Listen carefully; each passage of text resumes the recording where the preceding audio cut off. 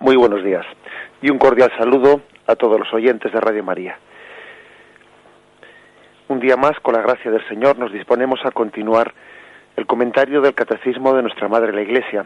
Lo hacemos dentro del artículo del Credo, creo en la Santa Iglesia Católica, y lo hacemos hoy en concreto en los puntos 763 al 766, que tienen como título La Iglesia instituida por Cristo. Vamos a leer el primero de los puntos y pasamos al comentario. Corresponde al Hijo realizar el plan de salvación de su Padre en la plenitud de los tiempos. Ese es el motivo de su misión. El Señor Jesús comenzó su Iglesia con el anuncio de la buena noticia, es decir, de la llegada del reino de Dios, prometido desde hacía siglos en las Escrituras. Para cumplir la voluntad del Padre, Cristo inauguró el reino de los cielos en la tierra. La Iglesia es el reino de Cristo, presente ya en misterio. Por lo tanto, a la hora de describir, ¿no?, pues cuál es la relación entre Cristo y su Iglesia, recordemos que ayer habíamos hablado de cómo la Iglesia pertenece al designio de Dios Padre, de cómo la Santísima Trinidad, cuando había creado al mundo, pues lo creó incluso con la vocación de llegar a estar en comunión en Iglesia con Dios, que la Iglesia no es algo ajeno a, sino que es el fruto de la voluntad que tuvo la Santísima Trinidad de crearnos a su imagen y semejanza, porque como Dios, Padre, Hijo y Espíritu Santo son comunión, también ellos nos han querido crear en comunión entre nosotros. La Iglesia es la expresión de la comunión que hay en la Santísima Trinidad. Bien, eso lo decíamos ayer, y ahora ya el Catecismo pasa a una mayor concreción, a hablar de cuál es la relación entre Cristo y la Iglesia. Y lo primero que nos dice es que el Señor Jesús vino a nosotros para llevar adelante un plan de salvación, y que ese plan de salvación, la que fue la misión que el Padre le había dado al Hijo, la misión recibida del Padre, pues fue la de predicar la llegada del reino de Dios. Cristo inauguró el reino de Dios en la tierra. Y aquí se plantea una cuestión que es importante, porque es lo mismo reino de Dios que Iglesia, y hoy en día, pues por desgracia, pues con frecuencia se escuchan algunas explicaciones que yo creo que pueden llegar a confundir y pueden llevarnos a amar menos a la Iglesia o a verla con cierta distancia, o como si la Iglesia fuese pues otra cosa distinta de la que predicó Jesús. Incluso, por desgracia, ha habido pues teólogos y otros autores, ¿no?, pues bastante, digamos, alejados de la comunión con el magisterio de la Iglesia, que tienen hacia el magisterio de la Iglesia pues una visión crítica, etcétera, que han llegado a hacer afirmaciones más o menos como las siguientes, ¿no?, diciendo, bueno, Cristo predicó el reino de Dios, y luego vinieron otros y fundaron la Iglesia. Y han querido hacer esta especie de explicación como si el tema del reino de Dios y lo que es la Iglesia fuesen dos cosas distintas que no tienen nada que ver una con la otra. Esta frase que os he dicho es una frase que literalmente, por desgracia, ha sido afirmada pues por algunos falsos teólogos, ¿no? Esa frase dice: Cristo predicó, vino a predicar el reino de Dios, y luego otros fundaron la Iglesia. Bueno, lógicamente, pues es una, como os podéis imaginar, ¿no?, el sentido católico nos dice que esa frase pues es una desviación grave, ¿no?, de los evangelios, pero vamos a intentar un poco explicar por qué esa frase, conforme a este punto del catecismo, ¿no?, pues es falsa. Porque el reino de Dios, como dice aquí, la Iglesia es el reino de Cristo, presente ya en misterio. Es, por lo tanto, exactamente lo mismo reino de Dios e Iglesia. Bien, podemos decir sí y no, sí y no. En un cierto sentido, podríamos decir que no se coincidan al 100%, porque el reino de Dios se extiende más allá de lo que las fronteras visibles de la Iglesia pues marcan, ¿no? Cuando digo fronteras visibles digo pues lo que es la Iglesia en su visibilidad, la Iglesia visible. El reino de Dios actúa más allá también de esas fronteras visibles de la Iglesia. El reino de Dios no está presente únicamente los que están inscritos en los libros parroquiales, donde están las actas de bautismo.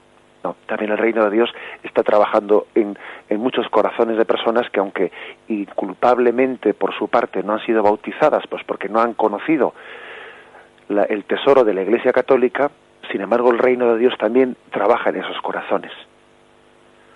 Luego, en este sentido de la Iglesia visible, cabe decir que el reino de Dios es más amplio que las fronteras visibles de la Iglesia. El reino de Dios se realiza plenamente dentro de la Iglesia, pero tiene también su acción, extiende su influjo más allá de esa estructura visible de la Iglesia. Lo que ocurre, fijaros bien, lo que ocurre es que la Iglesia no es solo esa estructura visible que vemos. La Iglesia es el cuerpo místico de Cristo. La Iglesia es más que esa estructura visible jerárquica. La Iglesia es más que lo que vemos, y en ese sentido la Iglesia sí coincide con el reino de Dios. La Iglesia es el cuerpo místico de Cristo, y en ese sentido espiritual o místico, pues sí que es lo mismo reino de Cristo e Iglesia.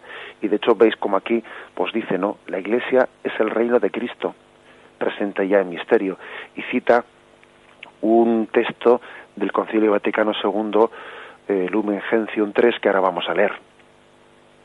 En resumen, que este es un punto importante, un punto de partida. Cristo predicó el reino de los cielos y al mismo tiempo estaba predicando la Iglesia, porque no son dos cosas distintas. No son dos cosas distintas. Es cierto, sí, es cierto que si entendemos Iglesia en el sentido visible, visible de la palabra, o sea, como estructura visible, no únicamente como cuerpo místico de Cristo, que es algo ya más, un concepto más que supera, ¿no?, la estructura visible de la Iglesia, pues si lo entendemos como algo visible, es cierto que el reino de Dios, pues aunque se realiza plenamente en el seno de la Iglesia, también actúa fuera de ella, pues en todos los corazones de hombres de buena voluntad que en su conciencia intentan conocer pues la verdad que les ha sido revelada por Dios, ¿no? O se les ha sido descubierta por Dios, habría matizar, ¿no?, en sus conciencias. Pero en el sentido místico de la palabra, la Iglesia y el reino de Dios pues son una misma cosa. Y acordaros que cuando Jesús comenzó a predicar, dijo: el reino de Dios ha llegado a vosotros, convertíos y creed la buena noticia. La llegada de Cristo coincide con la inauguración del reino de Dios entre nosotros. Ha llegado el reino de Dios, ha llegado Jesucristo. Con Cristo llega el reino de Dios, y como después vamos a ver en los siguientes puntos, de Cristo nace la Iglesia. La Iglesia no es otra cosa que la extensión de la obra de Cristo entre nosotros, que la prolongación de la obra de Cristo entre nosotros. Por eso, este punto del Catecismo dice: la Iglesia es el reino de Cristo, presente ya en misterio. El texto que cita del Concilio Vaticano II dice así, Lumen Gentium, que es la Constitución sobre la Iglesia, el número 3 dice: vino pues el Hijo enviado por el Padre, que nos eligió en Él, o sea, el Padre nos eligió en Cristo, antes de la creación del mundo, y nos predestinó a la adopción de hijos. Cristo, pues, en cumplimiento de la voluntad del Padre, inauguró en la tierra el reino de los cielos. Nos reveló su misterio y efectuó la redención con su obediencia. La Iglesia o reino de Cristo, es decir, como si fuesen sinónimos, la Iglesia o reino de Cristo, presente ya en el misterio, crece visiblemente en el mundo por el poder de Dios. Comienzo y expansión manifestada de nuevo tanto por la sangre y el agua que emanan del costado abierto del crucificado. Bien, tendremos ocasión de explicar esta imagen mística de la Iglesia como emanada del costado abierto de Cristo. Ahora, lo que nos ha interesado, ¿no?, en este primer punto del catecismo es ver qué relación existe entre Iglesia y reino de Dios o reino de Cristo. Y hemos visto que en el sentido místico de la palabra coinciden plenamente, y la Iglesia es el reino de Cristo. Ahora bien, pues que el reino de Dios, el reino de Cristo, pues supera, actúa más allá de esas fronteras visibles de lo que es la Iglesia, porque es que la Iglesia es más que sus fronteras visibles. La Iglesia es el cuerpo místico de Cristo. Por eso, y lo explicaremos también más adelante, por eso podemos llegar a decir esa expresión, fuera de la Iglesia no hay salvación, que es una expresión tradicional de algunos santos padres de la Iglesia y que a algunos les escandaliza.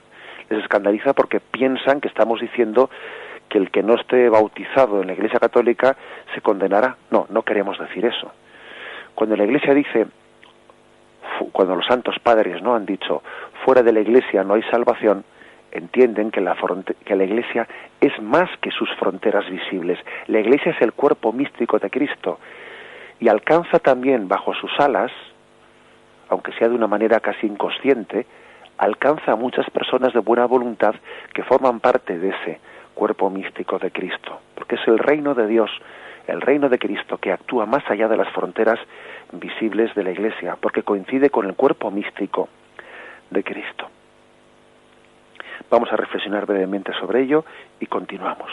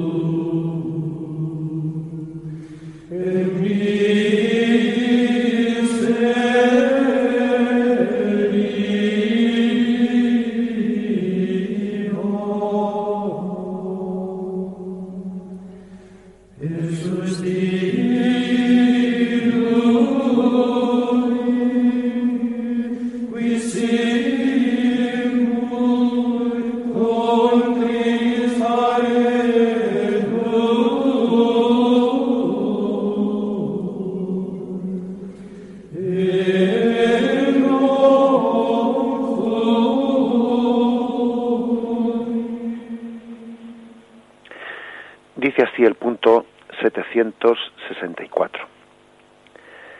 El reino se manifiesta a los hombres en las palabras, en las obras y en la presencia de Cristo. Fijaros que ha distinguido, el reino de Dios se manifestó en las palabras, en las obras, pero sobre todo en la presencia de Cristo. Con él llegó el reino de Dios. El reino de Dios ha llegado a vosotros en Jesús. Acoger la palabra de Jesús es acoger el reino. El germen y el comienzo del reino son el pequeño rebaño.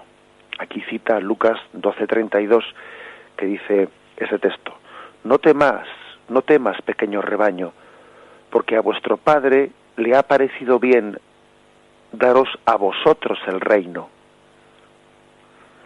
Dios Padre ha querido a ese pequeño rebaño que estaba convocando a Jesucristo, ha querido darles a ellos el reino. Fijaros qué impresionante es, ¿no? Pues la identificación del reino de Dios con ese pequeño grupo de apóstoles que se estaban reuniendo en torno a Jesús. El Padre ha querido daros a vosotros el reino. No temas. Y dice no temas porque es que es grandioso lo que les está diciendo. Es como para echarse a temblar que el reino de Dios se lo haya dado a ese pequeño rebaño. Por lo tanto, el germen de ese reino está en ese pequeño rebaño, de los que Jesús ha venido a convocar en torno suyo y de los que él mismo es pastor. Aquí se citan unos textos en los que se habla pues de Jesús como pastor de ese reino. Mateo 10:16 dice: mirad que yo os envío como ovejas en medio de lobos. Sed pues prudentes como las serpientes y sencillos como palomas. Mateo 26:31. Entonces les dice Jesús: todos vosotros vais a escandalizaros de mí esta noche, porque está escrito: heriré al pastor y se dispersarán las ovejas del rebaño. Ese ser pastor está identificado de alguna forma con un reino de Dios convocado en torno a un pastor. Por eso dice pequeño rebaño. No temas, pequeño rebaño, el Padre te ha encomendado este reino. Es un pequeño rebaño en torno a un pastor que pastorea ese reino de Dios. Dice que constituye ese pequeño rebaño, ese reino de Dios en germen, que está en ese grupo de apóstoles que Jesús está reuniendo, constituyen la verdadera familia de Jesús. Y aquí se cita ese texto de Mateo 12, 49, 47, 49, que dice: alguien le dijo, oye, ahí fuera están tu madre y tus hermanos que desean hablarte. Pero él respondió al que se lo decía, ¿quién es mi madre y quiénes son mis hermanos? Y extendiendo su mano hacia sus discípulos dijo, estos son mi madre y mis hermanos, pues todo el que cumple la voluntad de mi Padre, ese es mi hermano, mi hermana y mi madre. Es decir, que la verdadera familia de Jesús estaba en ese pequeño rebaño, que era el reino de Dios, en germen, allí presente. A los que reunió así en torno suyo, les enseñó no solo una manera de obrar, sino también una oración propia. Les enseñó a orar y a relacionarse con Dios, no pues con un estilo propio, que es pues a llamarle Padre, y a relacionarse con Él de esa forma. Es decir, lo que en este punto, en el punto 764, se quiere decir, es que Jesús tomó como tarea suya la de convocar ese germen, ese pequeño rebaño del reino de Dios. Jesús fue el convocador de ese reino. ¿Os acordáis de ese pasaje del Evangelio en el que Jesús, mirando a Jerusalén, llora y dice, ¿cuántas veces he querido reuniros como la gallina quiere reunir a sus polluelos bajo las alas? Esa es la tarea de Jesús, reunir bajo sus alas el reino de Dios. Jerusalén, Jerusalén. Y Jesús llora amargamente porque algunos no han querido, han rechazado la invitación a reunirse en ese pequeño rebaño, que es el germen del reino de Dios en la tierra. Jesús quiere convocar bajo sus alas, es el convocador, y él vive el drama de que, pues como un padre y una madre, y viven el drama de unos hijos que no quieren vivir, ¿no? Pues bajo el seno, bajo ese paraguas de la familia, y a veces los padres viven el drama de que los hijos sí quieren igual tener una relación así de línea directa con el padre y con la madre, de vez en cuando llamarles y de vez en cuando hacerse presentes, pero no vivir la hermandad con los demás hermanos. No hay mayor drama para un padre y una madre que tener unos hijos malavenidos entre ellos, que sí, pretenden de vez en cuando acercarse a casa y recibir el cariño del padre o de la madre, pero sin vivir la hermandad con los demás hermanos, sin vivir en esa comunión de la familia.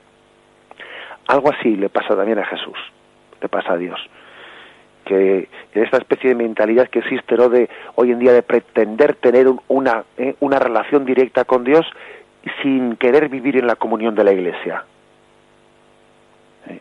Si me permitís el ejemplo de ese drama familiar y de este drama de Dios.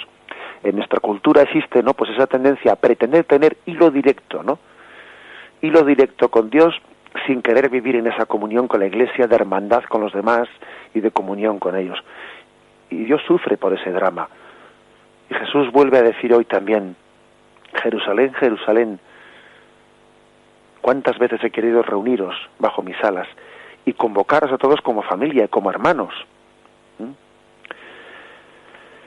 Bien, esta es la función de Jesús, el gran convocador, el que convoca bajo sus alas, el que quiere formarnos en familia, el que quiere hacer de nosotros pues eso que hace con los apóstoles, que hace con los discípulos, que es forma familia en ellos, ¿no? Forma comunidad, crea comunidad en ellos. Eso quiere hacer con ese germen del reino de Dios que es la Iglesia. Vamos a meditarlo brevemente y continuamos.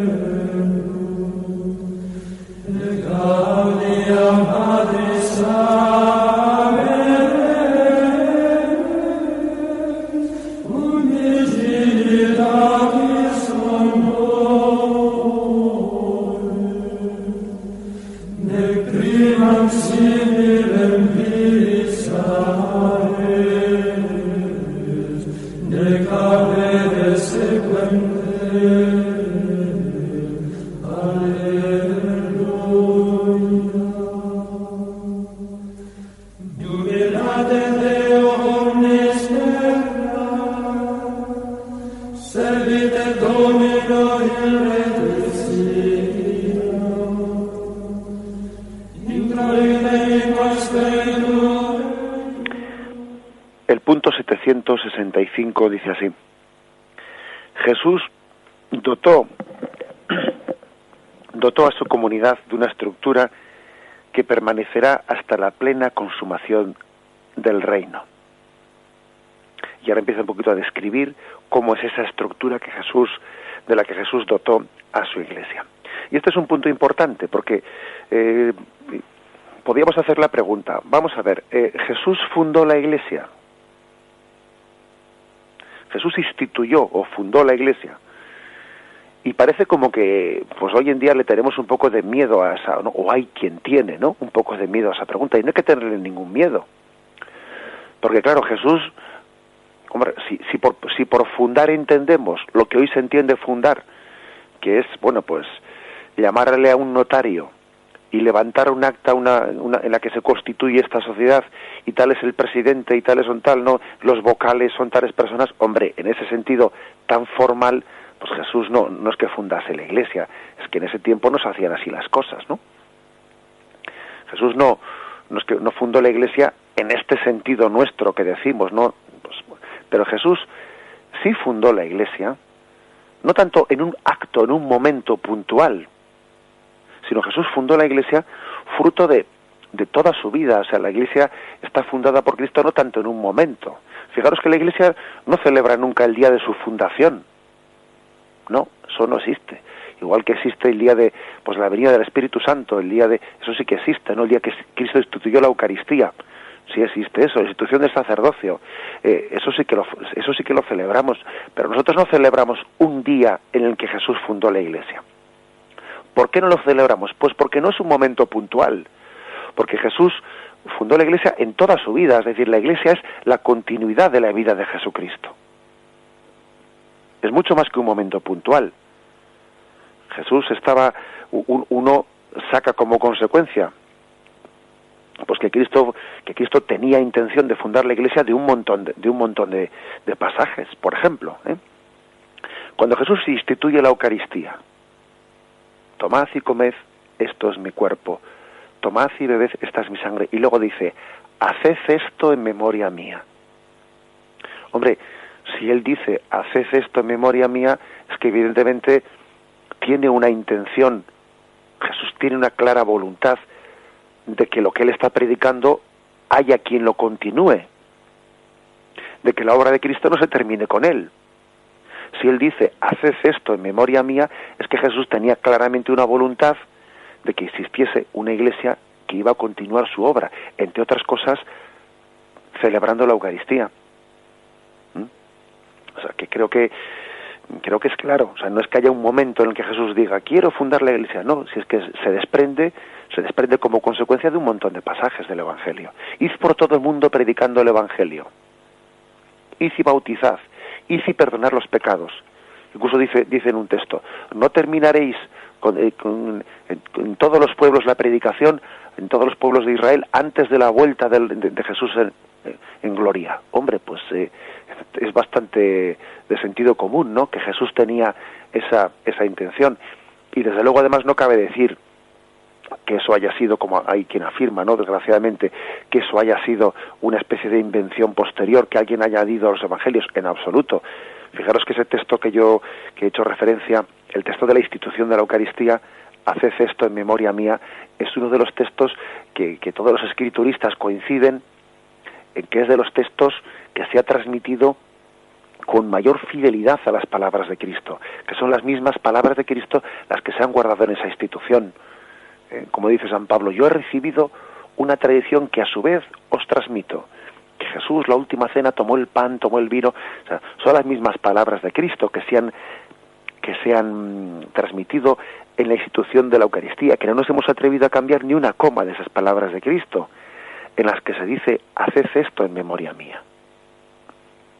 Por eso la voluntad de Cristo de fundar la Iglesia, pues es evidente, pero no es un momento puntual, como digo, sino que es toda la vida de Cristo, todos los actos de Cristo, pues de ellos se desprende, ¿no?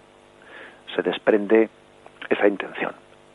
Y el Catecismo cita unos cuantos textos, ¿no?, en los cuales uno ve claramente, pues cómo el Señor estaba dotando a la Iglesia de esa estructura visible, necesaria también, para llevar adelante el reino de Dios en la Iglesia. Dice, ante todo está la elección de los 12 con Pedro como su cabeza. Marcos 3, 14, 15. Instituyó 12 para que estuvieran con él y para enviarlos a predicar con poder de expulsar los demonios. Instituyó a los 12 y puso a Simón el nombre de Pedro. Bueno, pues no es casual, evidentemente, el hecho de que Jesús eligiese 12 apóstoles. Con ello estaba queriendo, pues, empalmar, de alguna manera continuar, pues, la imagen del pueblo de Dios en Israel, que tenía 12 tribus. Sin duda alguna, pues los 12 apóstoles no es una elección casual. El hecho de que elija a Simón Pedro también como cabeza de ese colegio apostólico, algo quiere decir, pues quiere decir que Jesús era consciente de que cuando él desapareciese, alguien tenía que hacer de cabeza. Si Jesús no hubiese querido, pues que el colegio apostólico hubiese tenido una prolongación después de su muerte, resurrección y ascensión a los cielos, hombre, no hubiese hecho falta elegir ninguna cabeza entre ellos. Y hacía Jesús de cabeza.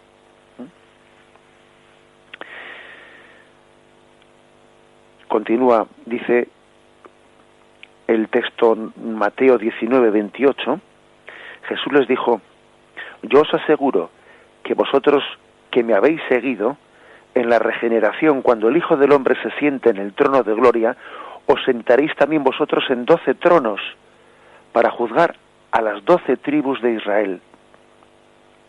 Jesús está hablando de los apóstoles, diciendo que se van a sentar en los 12 tronos.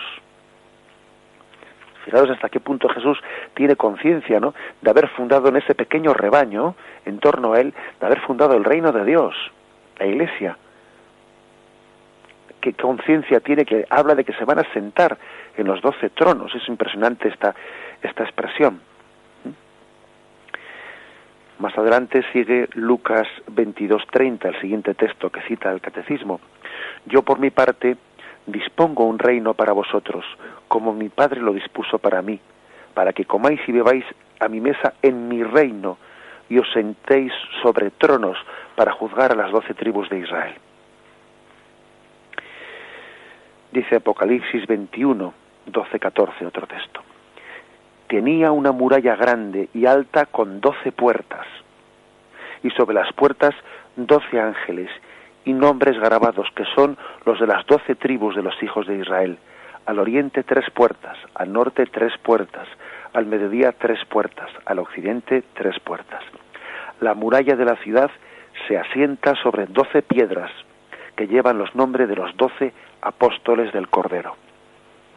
Lo que quiere decir que Jesús describe su iglesia no solo como una imagen para esta tierra, sino también como una imagen del cielo.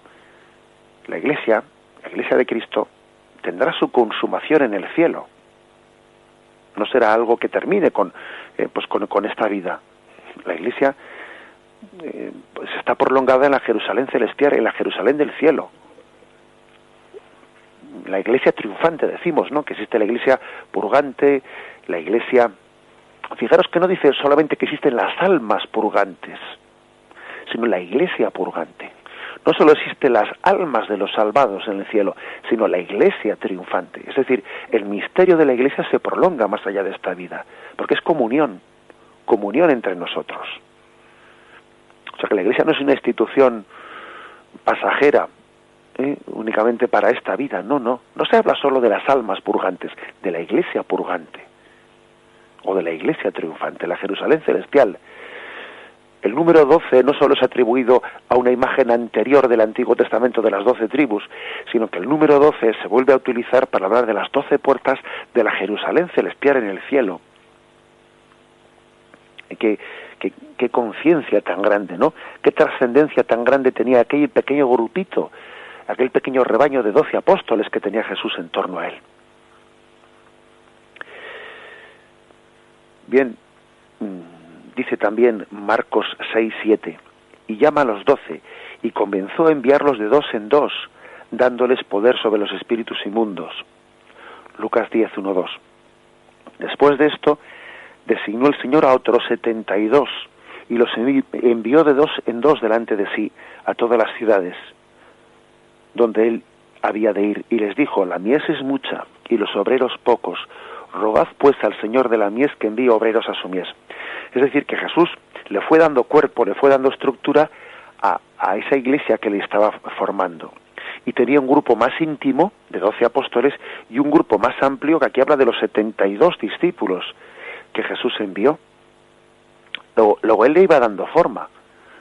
Se habla de los 12 apóstoles y los 72 discípulos que envió, que tendrían con Jesús pues una relación estrecha, pero no tan estrecha como la de los apóstoles.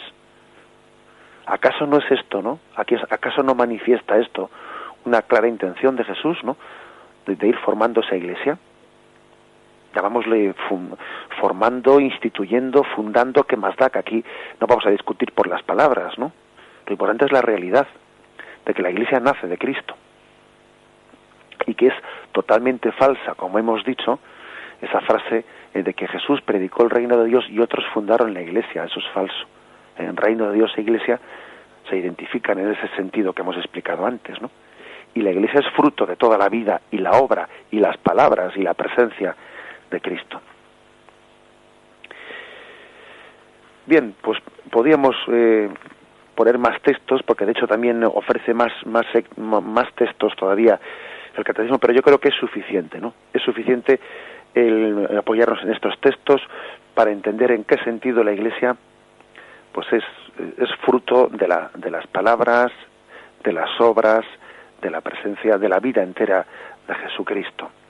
Él la da luz en ese sentido, y bueno, podemos con ello quedarnos únicamente con el texto o con el último de los puntos, que es el punto 766, con el cual concluimos la exposición. Vamos a hacer un momento de reflexión y pasamos al último punto.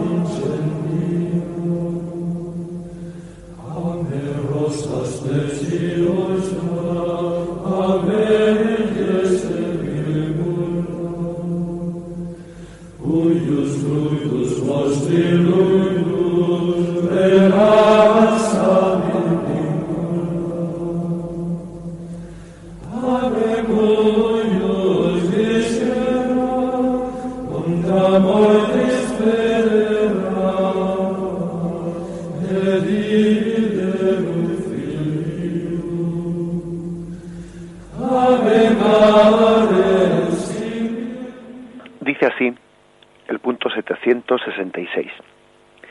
Pero la Iglesia ha nacido principalmente del don total de Cristo por nuestra salvación, anticipado en la institución de la Eucaristía y realizado en la cruz.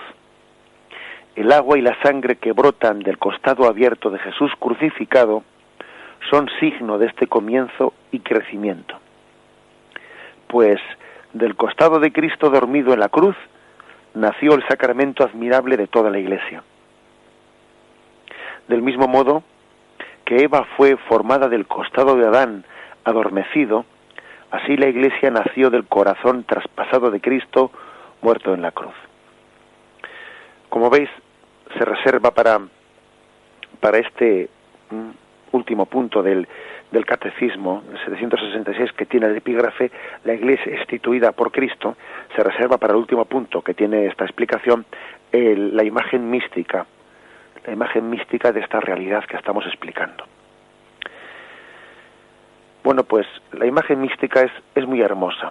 La Iglesia nacida del costado de Cristo abierto por la lanza.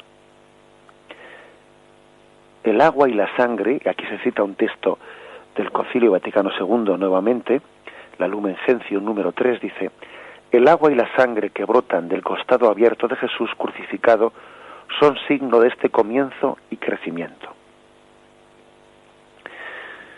¿Por qué el Señor ha querido hacer, no? Pues este signo del costado abierto, simbolizando en él el nacimiento de la Iglesia. Pues porque en el momento en que alguien va a fallecer, parece que está dejando su testamento.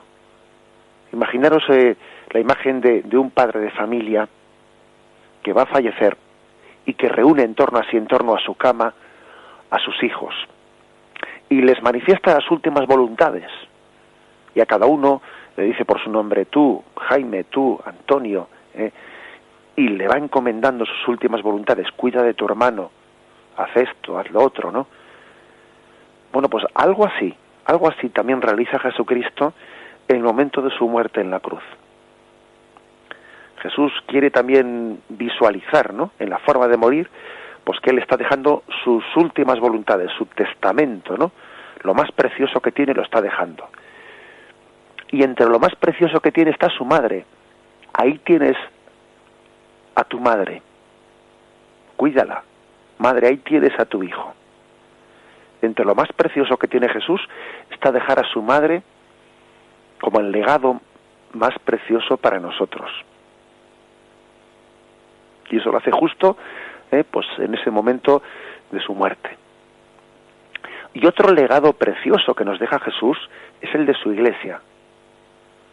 ¿Sabéis que la Virgen es también imagen de la Iglesia? Bueno, pues de la misma forma que le deja la madre al discípulo y el discípulo se le encomienda a la madre, así también de su costado brota la Iglesia, prolongación de Jesús.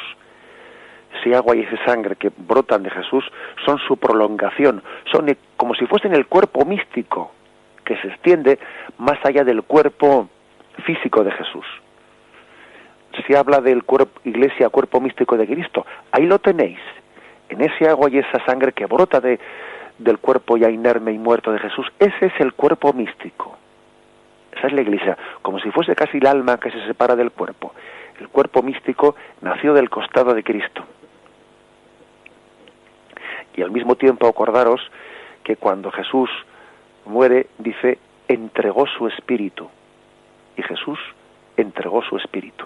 Luego fijaros, el testamento de Jesús en su muerte es su madre, es su Iglesia y es el Espíritu Santo.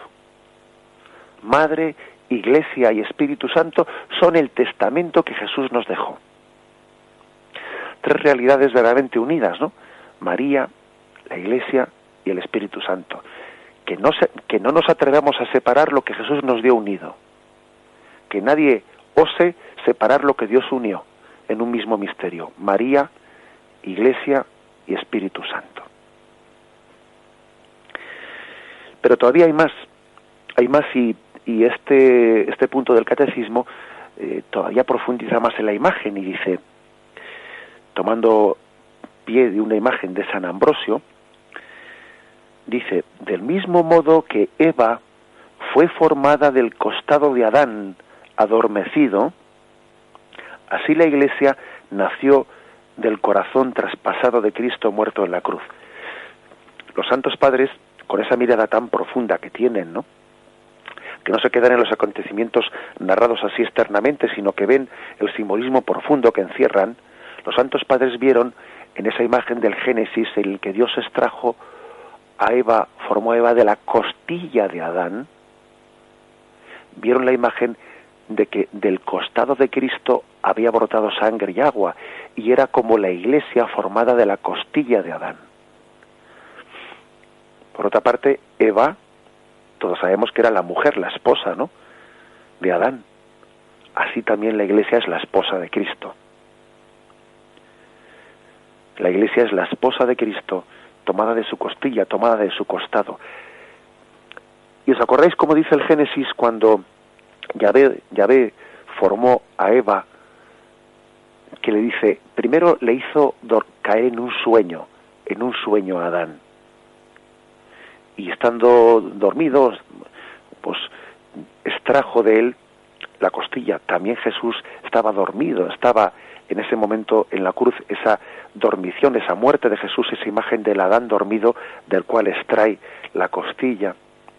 Y os acordáis también, como dice el Génesis, que en el momento en el que Adán vio a Eva, dijo, esta sí que es carne de mi carne y sangre de mi sangre.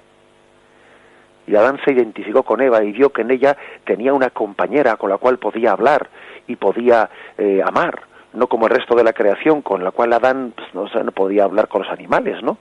Y dice Adán, esta sí que es carne de mi carne y sangre de mi sangre. Pues así también Jesús puede decir de la Iglesia, esta sí que es carne de mi carne y sangre de mi sangre. Esta es mi esposa. La Iglesia puede, ¿no? Él ha querido, ¿no? Tener en ella una compañera, una esposa con la cual entablar un diálogo de amor. Un diálogo de amor. Porque el esposo puede amar a su esposa. ¿Cómo que puede? Como que es su vocación originaria. Y la vocación de la esposa pues es dejarse amar por su esposo, cuidar de su esposo y cuidar de las cosas de su esposo, ¿no? Como la Iglesia intenta conservar el depósito de Jesucristo y bueno, y de alguna manera presentarlo así ante los hombres. O sea que fijaros cómo en este último punto del catecismo se utilizan estas dos imágenes místicas unidas, ¿no?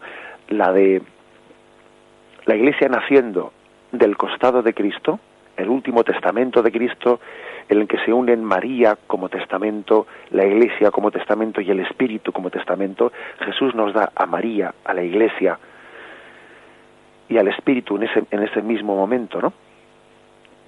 Y también los santos padres empalman esta imagen pues con la imagen de Eva naciendo del costado, de la costilla de Adán. La esposa, la Iglesia, nace del costado, de la costilla del esposo, de Jesucristo, atravesado por la lanza de la cruz.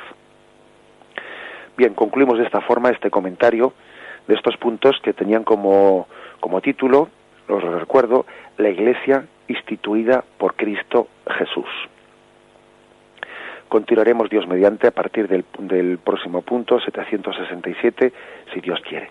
Ahora vamos a dar paso a la intervención de los oyentes, como hacemos siempre, para que podáis formular vuestras preguntas o también hacer vuestras aportaciones. Podéis llamar a los teléfonos 917 107 700, 917 107 700.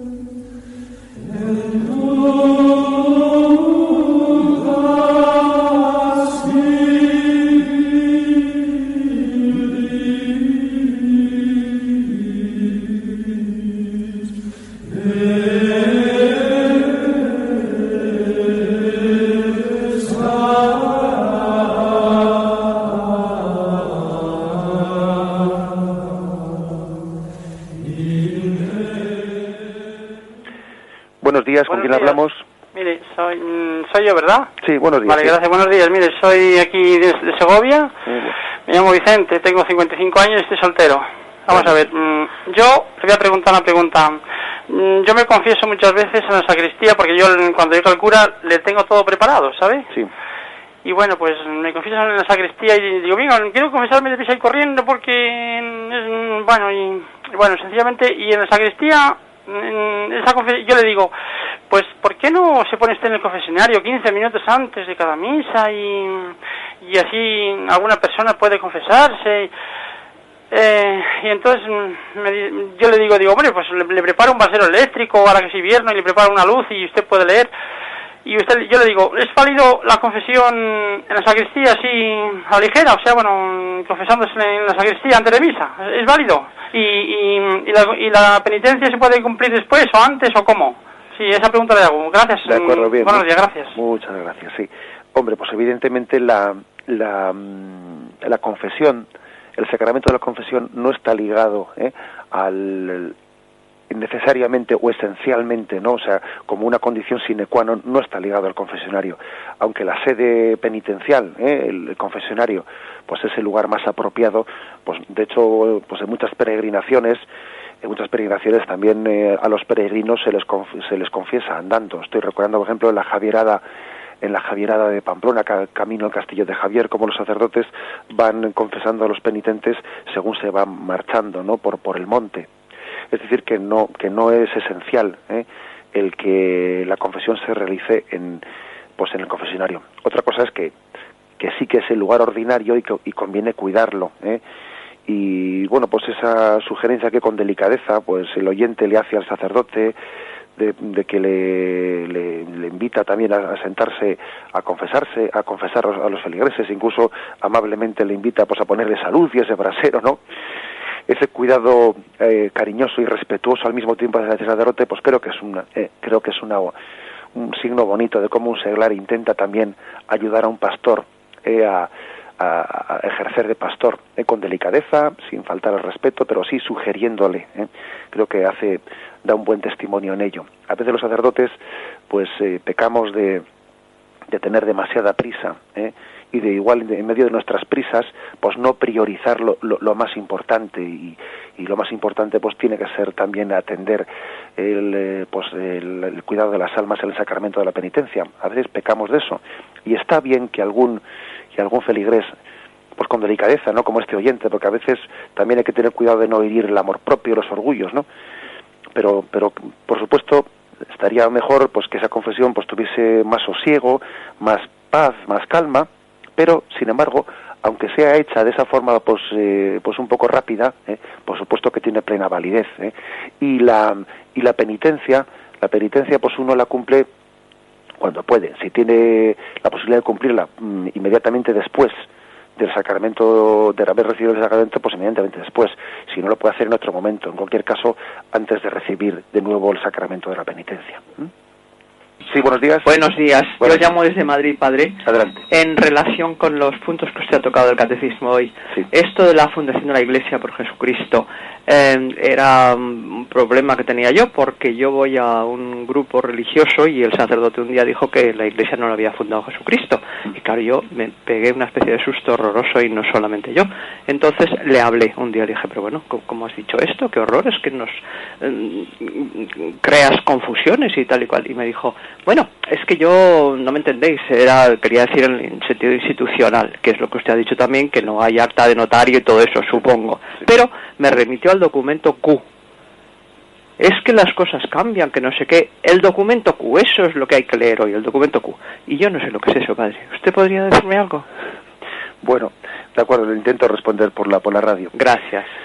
Vamos a ver, yo por eso precisamente cuando os he manifestado, ¿no? Pues que a veces existen errores y que conviene tener las ideas claras para responderos también, pues hombre, pues los he manifestado pues porque soy consciente de que especialmente en algunos lugares en la enseñanza de la teología se han difundido errores como este que nuestro oyente no ha manifestado, de los cuales han sido víctimas, hemos sido víctimas, ¿no? Pues seglares, sacerdotes, religiosos.